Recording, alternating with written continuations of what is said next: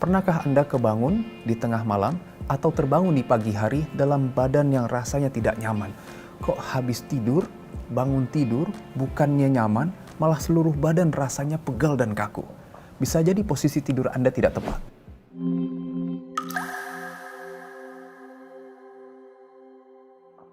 Oleh karena itu, perbaikan hal tersebut adalah suatu hal yang penting. Kita gunakan bantal yang tipis, ya. Ingat bahwa kelengkungan setiap leher kita berbeda-beda. Ada orang yang memang cenderung lurus, ada yang sedikit melengkung. Sehingga tidak bisa kita pastikan ini bantal yang terbaik untuk setiap orang. Yang terbaik kita gunakan bantal yang tipis saja, kita letakkan tepat di bawah tulang belikat kita. Sehingga kita tetap memberikan kelengkungan pada tulang leher dengan baik. Yang kedua adalah kasur kita, usahakan tidak terlalu empuk sehingga dia dapat tetap firm menopang tulang belakang kita untuk mempertahankan struktur dan otot tetap rileks.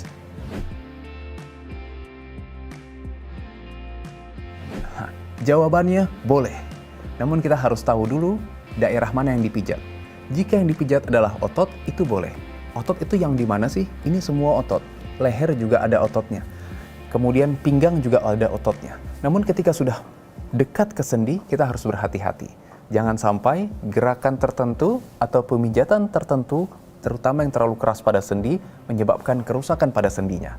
Namun jika hanya otot, itu boleh.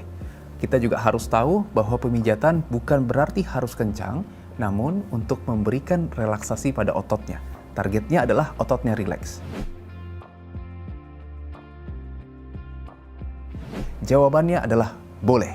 Namun kita harus tahu, kalau kita memberikan krim atau minyak yang terasa hangat, dia memang dapat menggantikan rasa kekakuan atau nyeri dengan rasa hangat. Namun itu bukan menyembuhkan. Jadi tidak cukup hanya kita berikan krim ataupun minyak-minyakan, namun kita juga harus lakukan pemijatan dan yang terpenting adalah lakukan peregangan. Sehingga otot akan kembali kepada panjang normalnya. Dengan otot kembali pada panjang normalnya, fungsinya akan lebih maksimal, nyerinya berkurang, dan aktivitas kita terjaga dengan baik. Pertanyaannya adalah, apakah semua nyeri otot dapat diperlakukan sama? Banyak dari kita, tanda kutip latah, mengatakan, wah ini nyeri otot, saya sembuh, kamu pakai deh. Atau sebaliknya, kita melihat dari media sosial, kita melihat dari banyak informasi ataupun kita melihat dari website, wah kita bisa nih sembuh dengan terapi tertentu. Sebenarnya nyeri otot setiap orang akan berbeda-beda. Namun yang harus kita ketahui, otot paling sering disebabkan karena masalah postur. Masalah postur inilah yang semakin sering meningkat terutama di tengah pandemi ini. Kita bisa bayangkan, ketika Anda sedang menonton di rumah, mungkin Anda sedang menonton dalam posisi menunduk.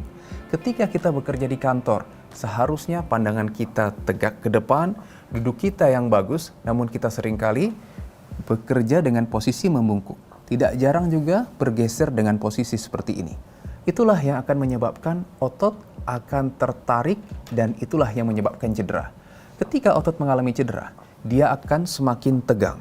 Permasalahannya adalah ketika otot semakin tegang, dia akan menjepit struktur yang ada di dalamnya, yaitu saraf, yaitu pembuluh darah, yang akibatnya bukannya otot semakin rileks, malah dia akan semakin tegang dan tegang lagi. Kalau keluhan ini berlangsung lama, menjadi kronik, ini akan semakin sulit untuk diatasi. Itulah kenapa banyak orang yang datang dengan keluhan leher yang selalu pegal, pundak selalu tegang, padahal sudah coba diurut, sudah diberikan semua minyak-minyakan, sudah diolesin semua produk-produk yang dijual di televisi, namun tetap tegang. Kembali, masalah utamanya yang paling penting harus kita perbaiki adalah postur. Postur ketika kita berdiri, postur ketika kita duduk, postur ketika kita melakukan aktivitas, baik di depan komputer, di depan laptop, ketika kita sedang melakukan meeting online, ketika kita menggunakan gadget. Itu yang penting.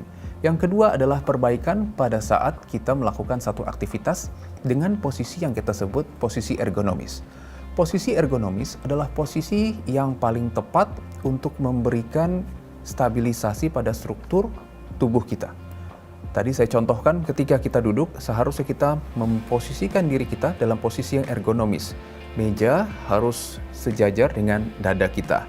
Layar harus sejajar dengan pandangan kita. Kemudian, kalau kita menggunakan keyboard dan mouse, dia tidak terlalu tinggi dan juga tidak terlalu rendah. Namun, kurang lebih sejajar dengan seperti ini.